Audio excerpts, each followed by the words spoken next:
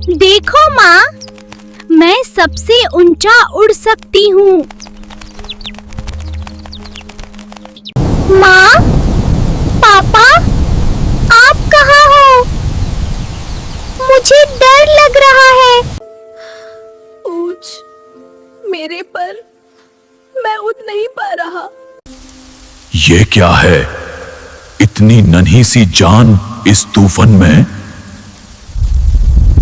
डरो मत छुट्टे दोस्त, मैं तुम्हें नुकसान नहीं पहुंचाऊंगा।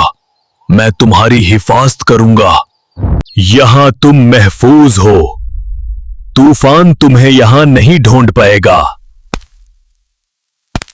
ब्लूई, आप इतनी छोटी हैं, पर आपका दिल उससे भी बड़ा है। दोस्ती जिस्म से नहीं, दिल से होती है। चलो ब्लूई, एक बार फिर कोशिश करो। तुम उठ सकते हो। I know you can fly if you just believe in yourself. तुम जिंदा हो, लेकिन इस जायंट ने।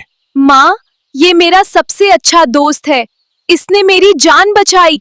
हमेशा याद रखना, कोई भी इतना छोटा नहीं होता कि वो किसी का दोस्त ना बन सके।